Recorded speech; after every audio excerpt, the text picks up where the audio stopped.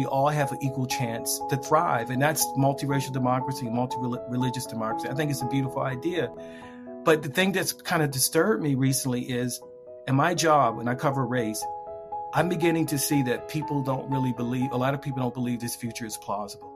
I have come across a lot of people who say that racism is too embedded in our DNA, that it's a permanent part of being an American, and we can't get past it. And I think one of the ways we get past it is those who believe in that type of America, we have to become better storytellers. Stories reach people in a way that a study or protest or a law can't.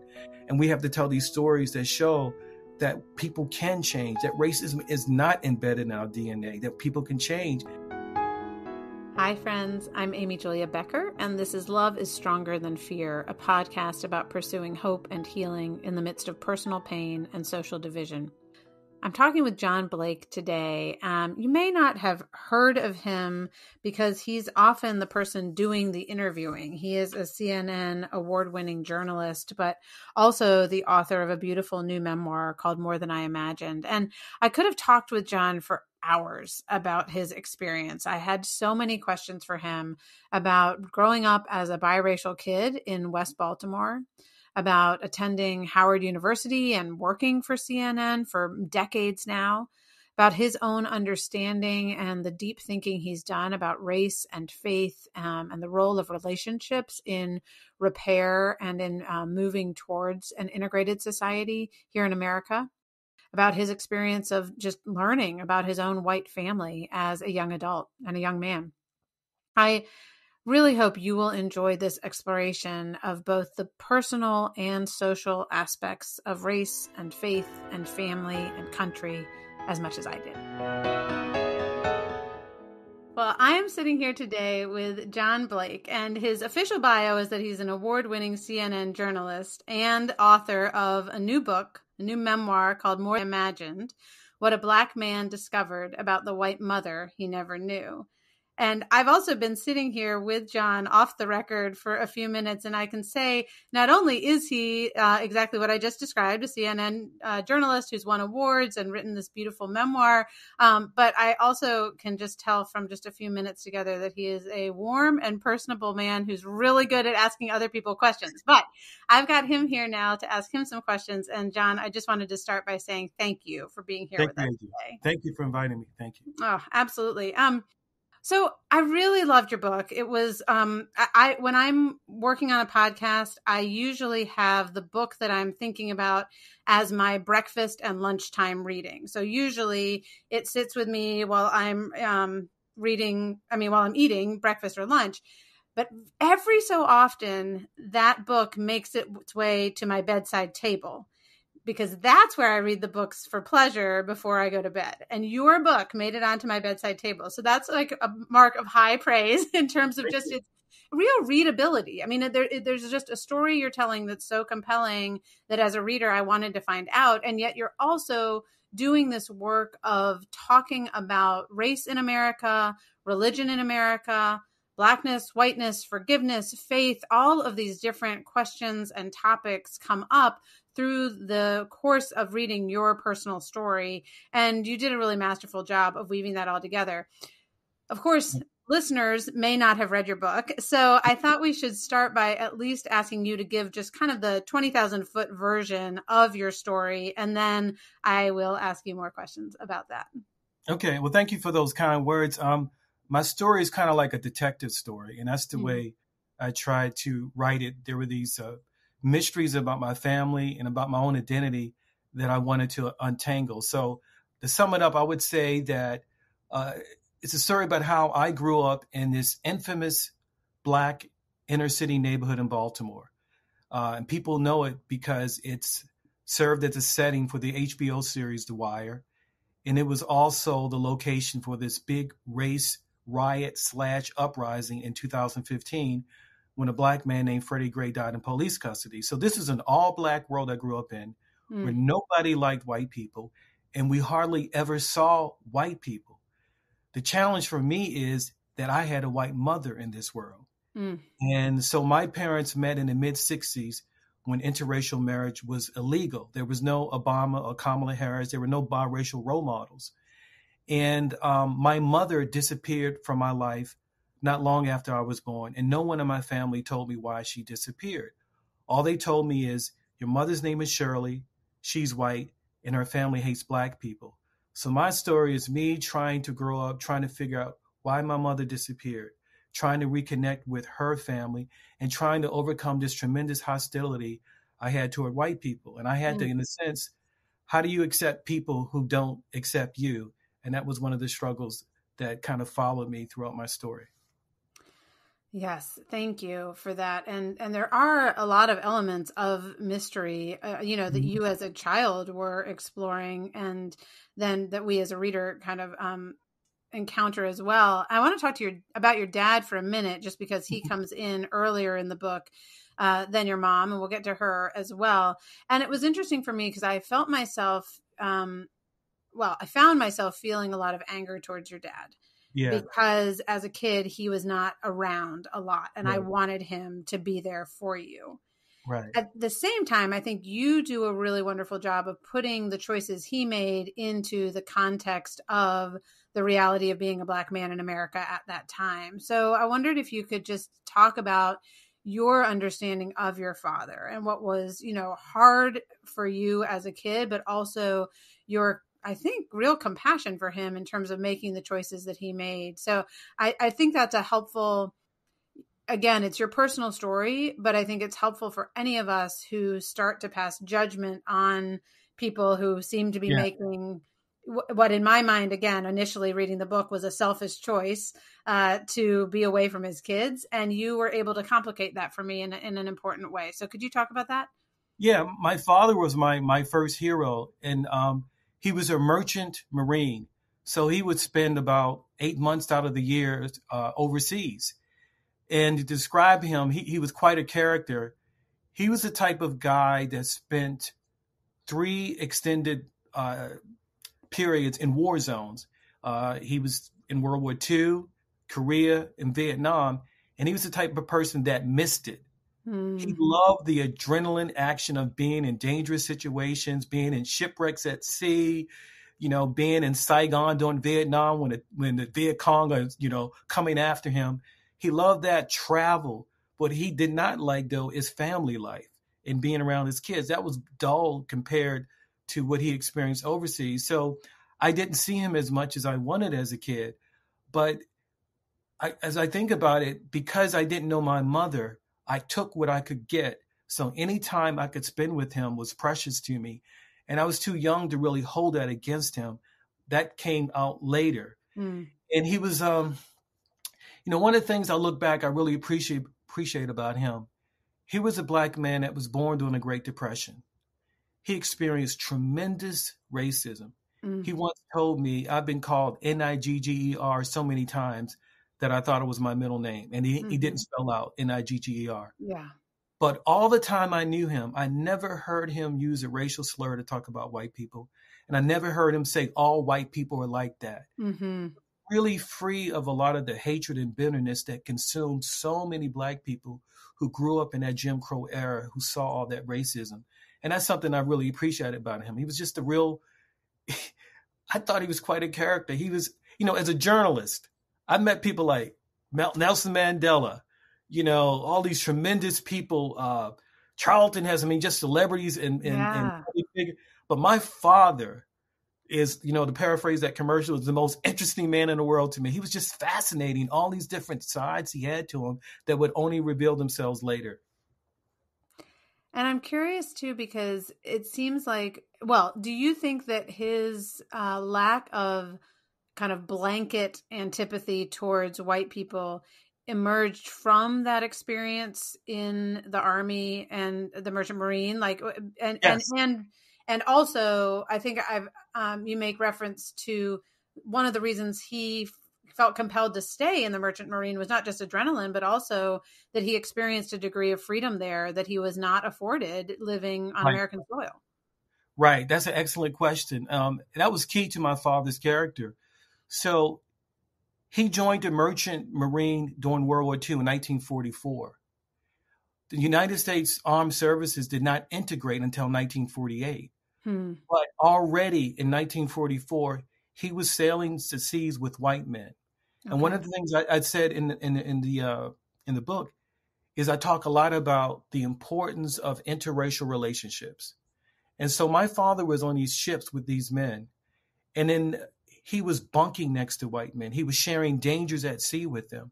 So he had this kind of egalitarian relationship with white men that didn't really exist anywhere else in the United States at the time. Mm-hmm. I tell people that the most integrated space for a black man in the 1940s was the deck of a merchant marine ship. And that's Mm-hmm. what happened to my father. So he was accustomed to living with a certain amount of freedom Yeah. and with a certain amount of confidence because he wasn't intimidated by white men. He wasn't consumed with hatred for them. He saw them as individuals.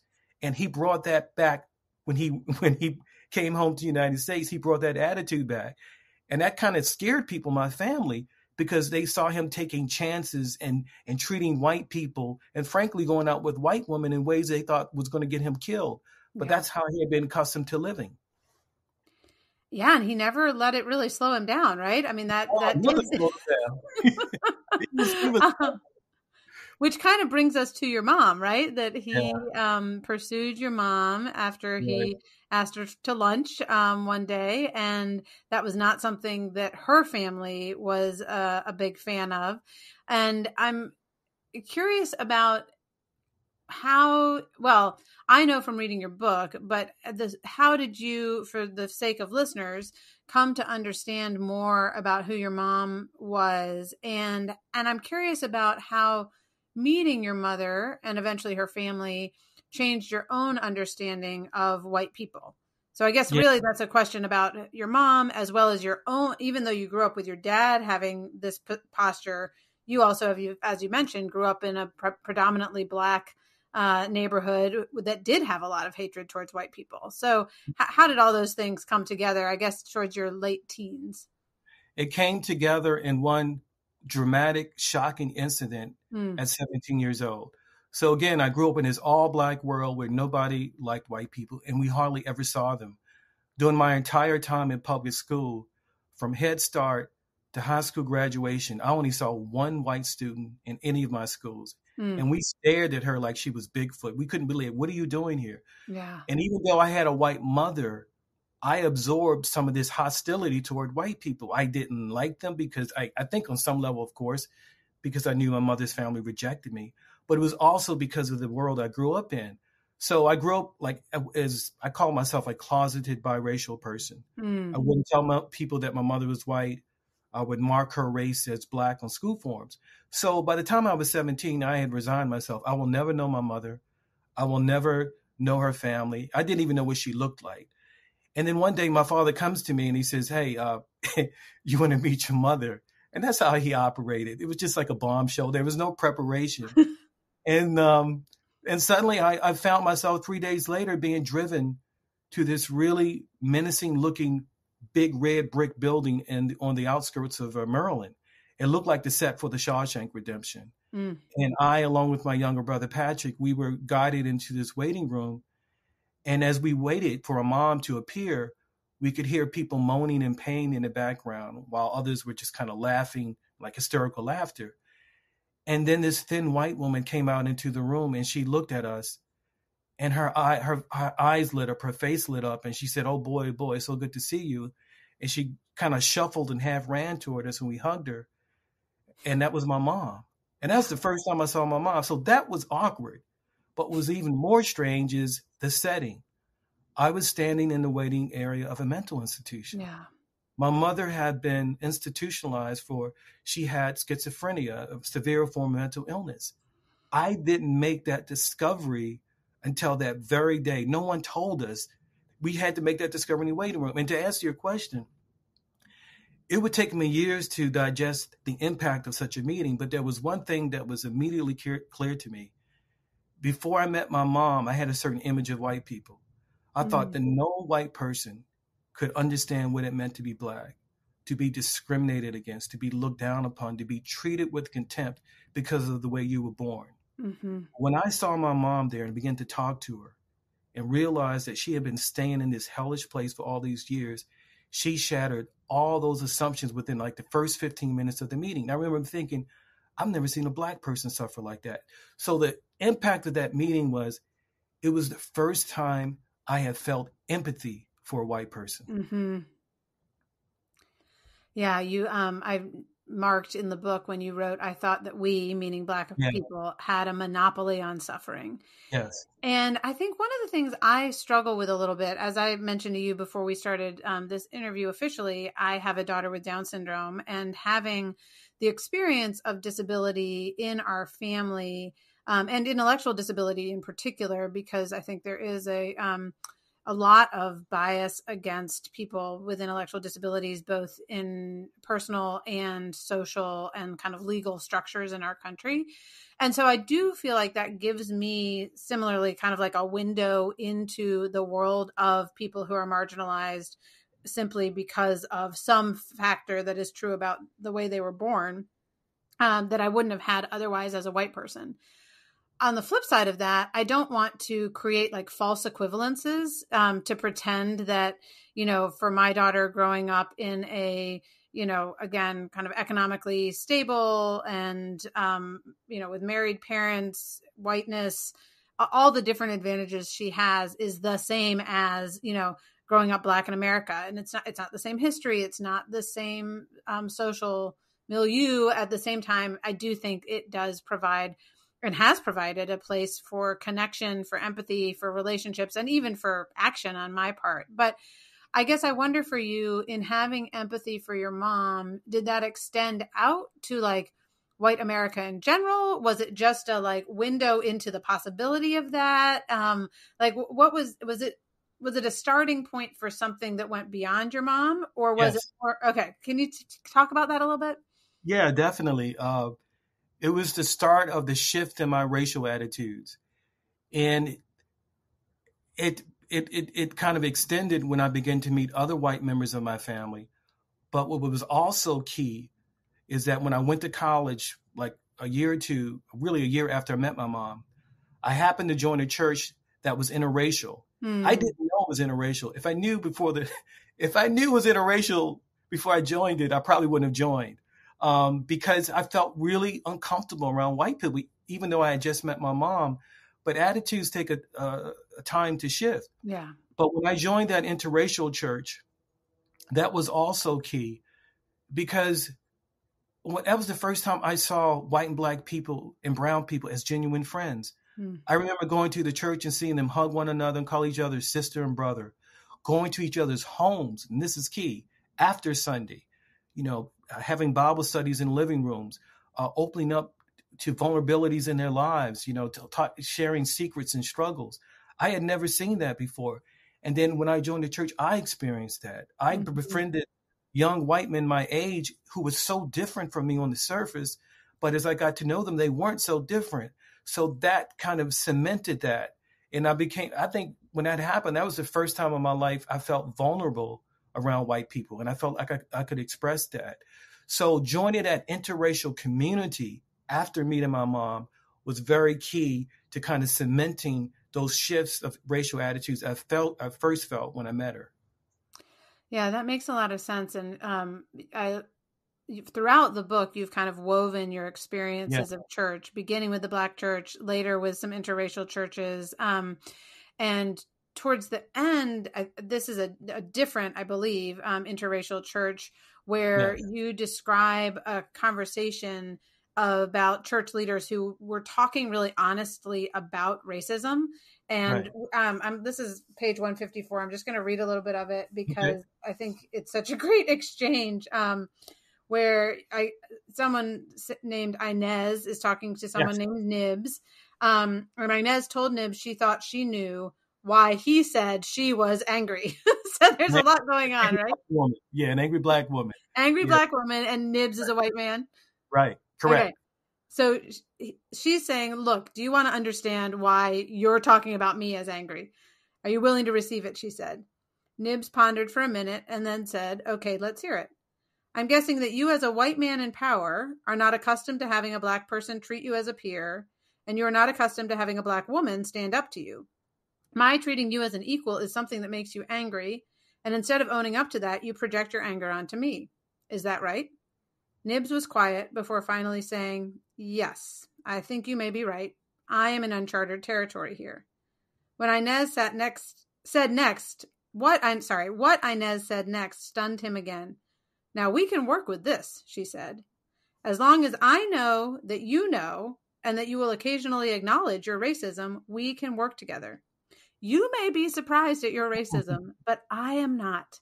Mm-hmm. And none of the Black people at Oakhurst are surprised either. I mean, boom. Yeah. Like I love that exchange, because that sense of Inez is not saying to Nibs, I need you to be a perfect white person who never says anything wrong and who always behaves exactly as you're supposed to, right? She says, I need you to be honest. I need you to be humble. And yeah, we are all going to bring our broken selves to this table. But if we can't be honest about that, we can't get anywhere. And I thought that was such this little gem of honest acknowledgement as like a way really towards healing, of just being, humans together, which again, doesn't excuse racist attitudes by any means, but it does allow for those relationships and ultimately, I think, systems and structures to be built differently. Yeah, you say it better than I can, so I can't even.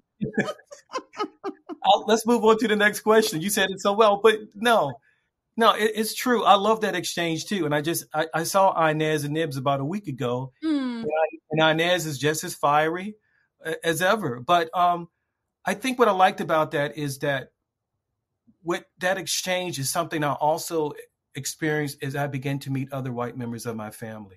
They would deny their racism, and that would only make me angrier.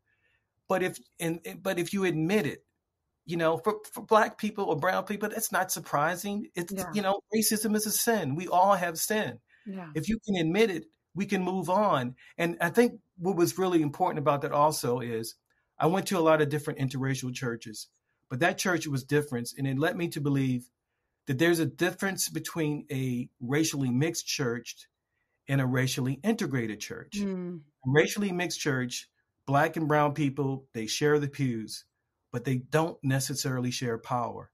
Yeah. In a racially integrated church, the church that I belong to with Inez and Nibs, they shared power. I would look on the pulpit, I just wouldn't just see white men. I would see women, I would see Black and brown people, I would see Black and brown culture reflected in the songs we sang and the theology. And this is really important. I get the sense that some multiracial churches believe that you shouldn't have these conflict over races and arguments like Nibs and Inez had, that that's a sign of conflict, that things aren't working. Mm-hmm. No, that's a sign of health. When we can get stuff out in the open, we can argue and we can have our differences, but we stick together. I agree. And I'm really grateful for you pointing out that difference between, kind of sitting in the pews together versus sharing power together. And I'm curious also because this is almost a side point, but I picked up on it, that in your time at Howard University, one of the things you realized was that you'd actually had not only kind of a segregated social experience living in West Baltimore when you were growing up, but also a segregated educational experience that was not shared by many of your peers. So you wrote about it as a golden period of racial progress that has essentially been lost to us, right? That we back in America, when it comes to our public education, are back in a resegregated place. So I just wanted to ask you to speak on that a little bit. And I'm thinking about it in relation to churches are obviously voluntary communities. Schools are places that are, we have a little more control over who ends up in the classrooms than we do over who ends up in the pews, I suppose. But I'm just wondering if you see any hope or like prospect for progress within our public education system to move towards more integrated spaces in that truly integrated, not just the students, but actually in terms of shared power as well. Okay. Yeah. First. Yeah. And to answer that, I will briefly pick up on what you said about what I experienced at Howard. So Howard University is like the elite historically Black college. Yeah. When I went there, I was classmates with people like Kamala Harris was my classmate. Oh, wow. That gives you an indication of the type of people that came through Howard. But it was ironic that when I went there, that I realized the importance of an integrated education, because I started meeting all these Black classmates like Kamala. They were so brilliant. And when Mm. I looked at their yearbooks, they all, virtually, actually all of them that I knew, came from these integrated schools where they went to schools with white people and they had these access to these educational resources. And it occurred to me, I did a little research, is that there's this popular conception that school segregation was a failure. Right. But if you look at the numbers from 1968 to about 1988, when we really attempted to integrate these schools throughout places like North Carolina, where you grew up, Mm-hmm. Charlotte, a great example, that the test scores between white and Black students narrowed in a way that they have never since in this country's history. And white academic performance didn't suffer as a result. But forget the numbers. There are plenty of white Black people who I think of a certain age group, who can talk about what it meant to them to go to schools with different people of different races during this golden period, and how it expanded their life, how they learned things that they would never have learned before. And I think that's really important, because the world I grew up in, and I talk about in the book, it was so racially segregated in school. And it wasn't just that I lost access to good schools and resources. I developed this inferiority complex to white people. I thought I was just dumb, that I didn't have any contact with them. But to go back to your question, what are the prospects today? It's difficult because we have a conservative judiciary now that looks down upon any kind of school integration efforts. And then we also, frankly, have a lot of Black parents who are kind of fatigued about integration. They said, I'm tired of chasing white parents to their schools. I send my children to their schools, and then they flee. But I feel like we can't give up on this, because there are things you can only learn when you're in contact with different races that you can't learn in a book. And that's what I learned at of all places, a Black university. It's weird. Well, and you had, again, obviously these different factors, because it was in the context of being at the university that you begin to meet your mother's white family, that you begin to be a participant in that first interracial church. So it seems like those were all layering together to give you a more complicated and expansive understanding of yourself as a biracial person, of what it meant to be Black, what it meant to be white, and also what it meant to actually be kind of Americans together, right? To be in some measure of community and of society side by side. Yeah, I do. I think my father was a patriot. He was proud of his military service, and he had the flag. And I never considered myself a patriot until recently, when I began to think about, what this country represents. And I just, I think it's a beautiful idea that you can have a country where it's not dominated by one race group or one religion, that it doesn't matter where you come from and who you are, what you believe, that we all have an equal chance to thrive. And that's multiracial democracy, multi-religious democracy. I think it's a beautiful idea. But the thing that's kind of disturbed me recently is, in my job, when I cover race, I'm beginning to see that a lot of people don't believe this future is plausible. I have come across a lot of people who say that racism is too embedded in our DNA, that it's a permanent part of being an American, and we can't get past it. And I think one of the ways we get past it is those who believe in that type of America, we have to become better storytellers. Stories reach people in a way that a study or protest or a law can't. And we have to tell these stories that show that people can change, that racism is not embedded in our DNA, that people can change. And I know that because I've seen it in the white members of my family. So that was kind of part of the reason why I wrote this book. And in doing so, it made me, and kind of strange to say, but it made me proud to be an American citizen. I love that. And I think what's so hopeful about your book, which is, I think even picked up, in the title itself, more than I imagined, right? This is not a book that is trying to scold or even just name all of the injustices. And yet you're also not flinching from a very deep reality and an embedded reality within so much of our culture that does actually segregate people and perpetuate injustice. And this shows up, again, in terms of your educational experience and in various times in church experiences and family and all of these things. And then again, when you begin your work as a journalist, I was really struck by when, I think this was when you were out in California, and this is you write, Yeah. I thought racism was driven by hatred.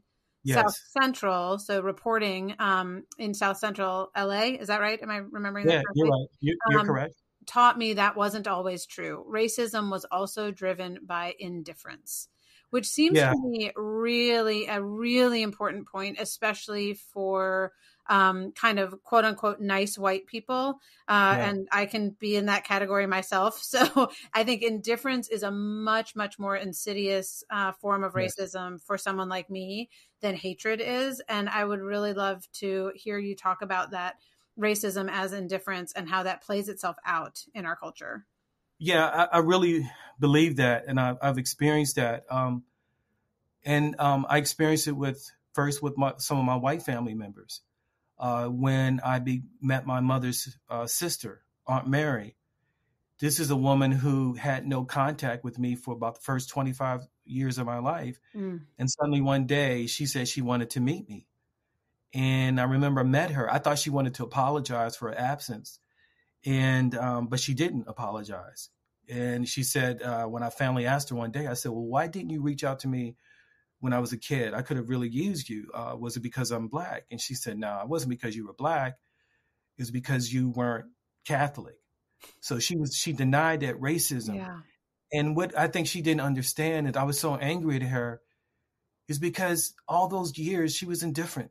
She didn't think to call me, to reach out. And I experienced I experienced that same emotion when I went to South Central.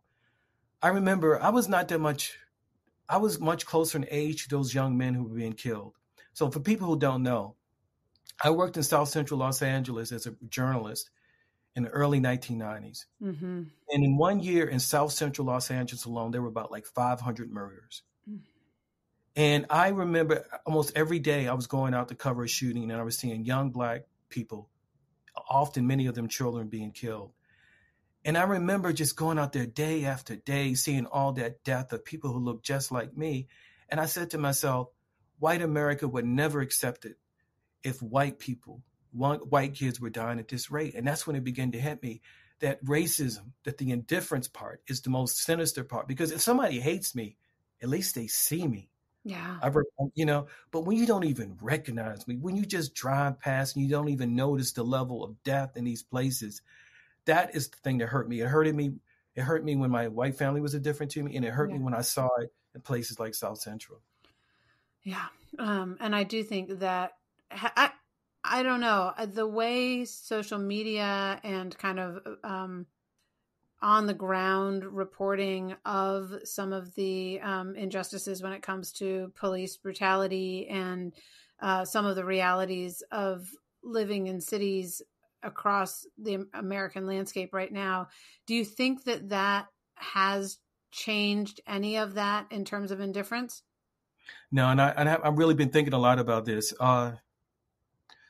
So when social media started to rise with the introduction of Facebook and Twitter and all these viral videos of Black men being shot down, Black people being brutalized, I thought initially as a journalist that would change racial attitudes, that a critical mass of white people will wake up and say, wait a minute, Black people have not been lying about police brutality. We see it.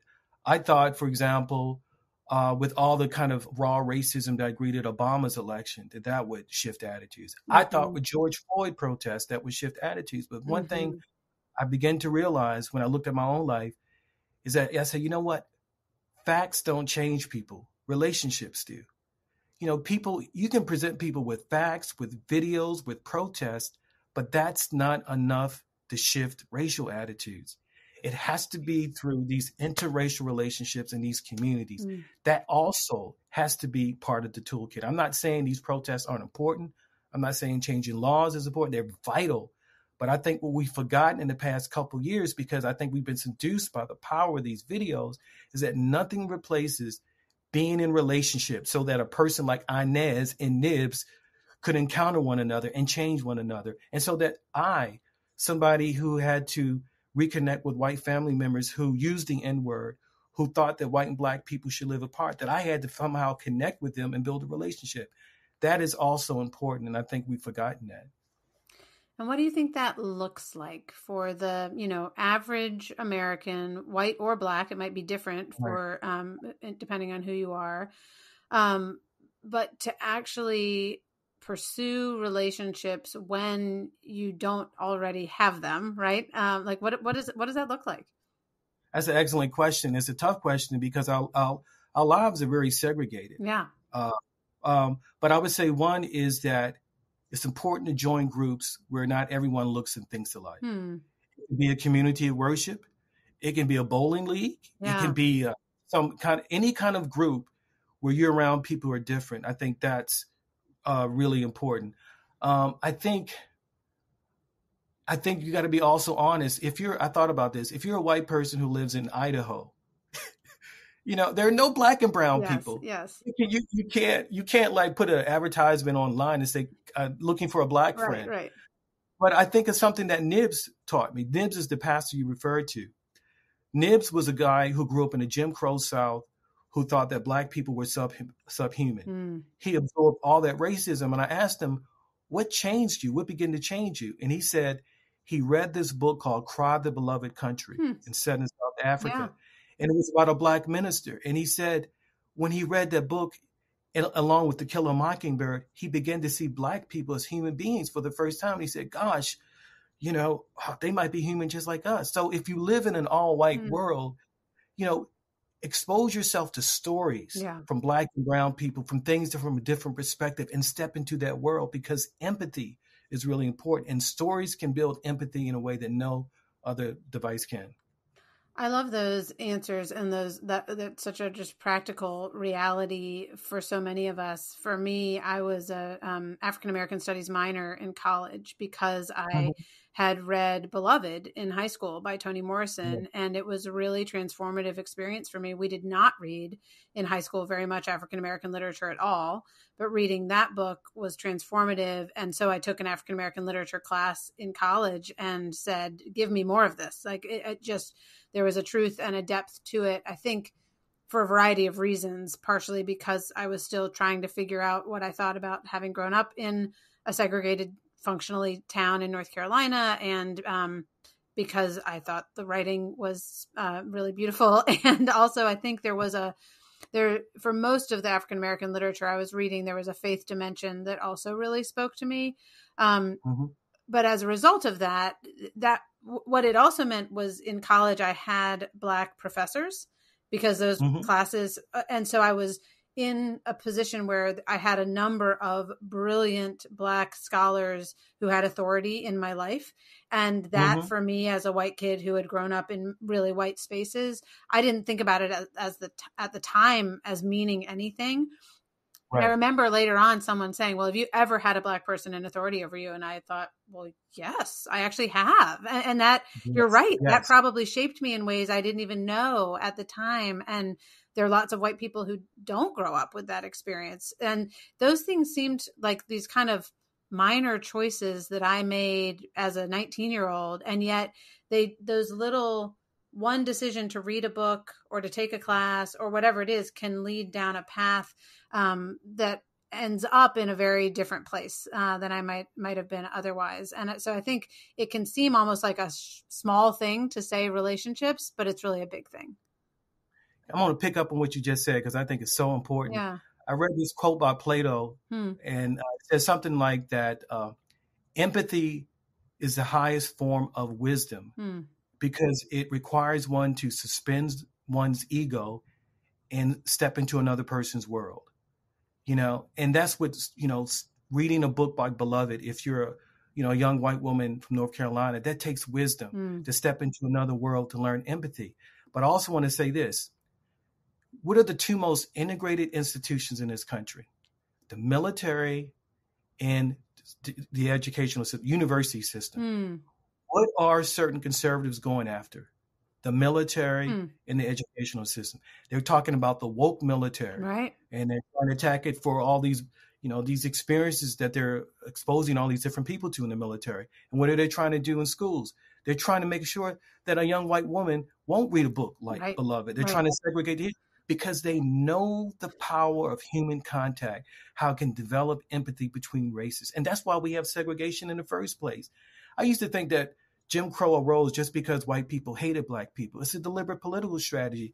They did not want poor white and poor black people to come in contact because poor white people realize I have the same economic interests. I have the same problems. So you see all these things that in this country, there's so many people who don't want that contact, who don't want that kind of empathy to develop.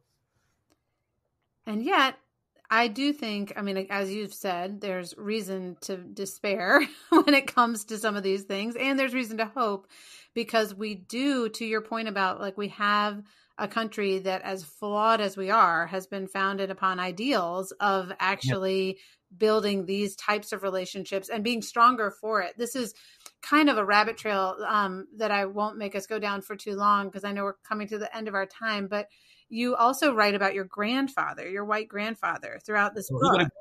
Yes. And I don't know, maybe we should leave the listener we can go there. With a little bit of a and it's interesting because I was thinking if this book had been a novel, if you had written your life as a novel, I would have interpreted the scenes with your grandfather as totally metaphorical ones, right? Right. But they're really these paranormal experiences of your dead grandfather being present in your life throughout your life until you came to a point of recognizing that, yes, it seemed as though he was haunting you, but that must be only because the unreconciled business he had with his grandchildren was haunting him. I mean, is that a fair way to say it? I think it's an accurate way because I said that you read the book so well. I said, I realized that I not only haunted him, I mean, that he not only haunted me, but that I haunted him. Yeah. And to pick up on my grandfather, I didn't just want to put that in there as a ghost story to kind of titillate people. Yeah. And I had several friends who said, don't put that in the book. And I had these visions of sending the proposal off to agents and people responding saying, well, you don't need an agent, you need a therapist. I mean, it is such a bizarre story, but I had to put it there because it was so integral to me connecting with my white family. And for people to understand, my mother's father was a racist.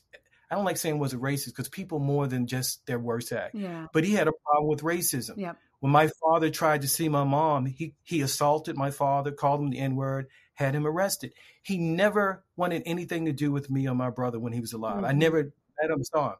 However, as a kid, I saw this young white man in my bedroom with my brother.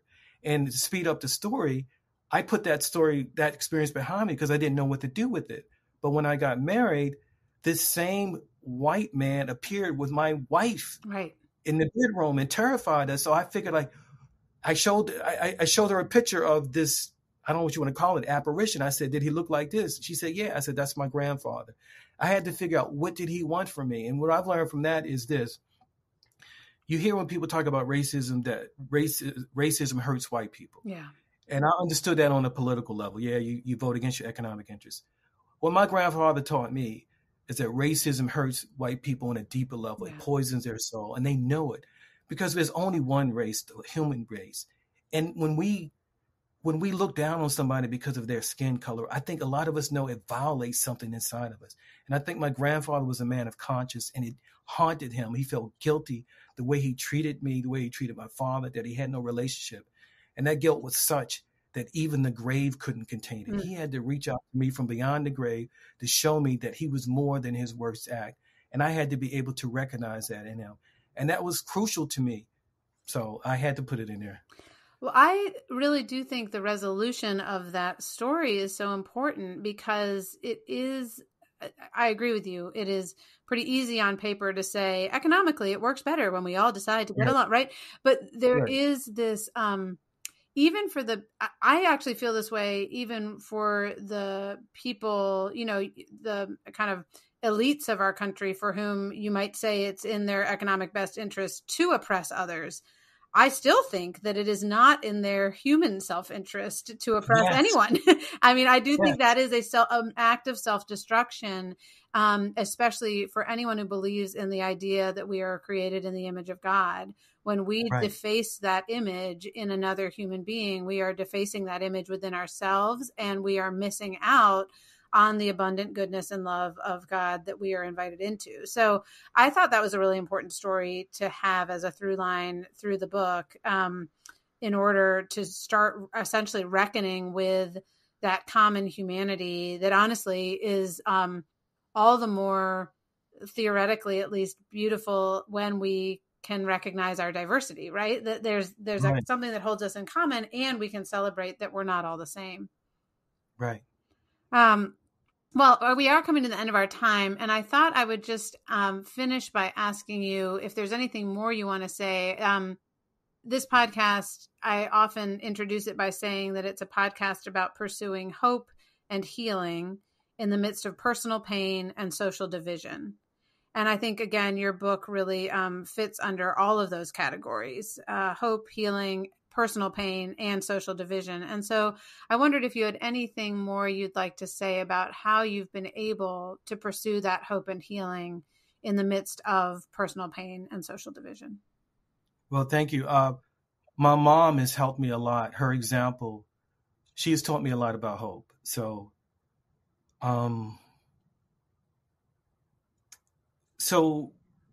it's kind of weird because I'm writing about stuff that a lot of this stuff happened to me while I was writing the book. So I still haven't quite digested it. But I remember when I met my mom and I got to know her, I once told somebody she's the unluckiest person that I ever met. You can't help being born with that type of illness. Yeah. She couldn't help what happened. She tried to live a normal life. She lived with such courage. She defied her family. She defied the social convention of her time to be with a Black man, to give birth to two Black sons. And she couldn't quite do it. And I felt for such a long time, I felt this pity for her. But then near the end, I said, golly, my mom is inspirational. And I thought about it, like, I was reading this writer I like named Eric Liu, and he says norms change before policy changes. He said that the way change comes in this country is not when a politician or a Supreme Court justice decides something is going to happen. It's when ordinary people act on themselves. They don't wait for the politicians or judges. They act. They create a ripple effect. As more people join in, they create a new norm. That sounds abstract, but that's what happened with gay marriage. Yeah. Long before the Supreme Court validated in 2015, all these gay and lesbian people came out to their family, friends, workplace, said, this is who I am. Love is love, regardless of sexual orientation. My mom was part of this vanguard in the mid-60s of white, Black, and brown people who were so courageous, who said love is love, regardless of skin color. She helped create this new world that I live in now, where nobody thinks twice about interracial marriages and biracial children. So what I say, what I learned from her is you don't have to be educated. You don't have to be rich. You don't have to have all these things that you can, but you still have tremendous power to change things. She helped create this new world. And I take tremendous hope and optimism in the fact that we live in this new world. Well, so if people can change, the country can change. So my mom showed me that. She was pretty extraordinary.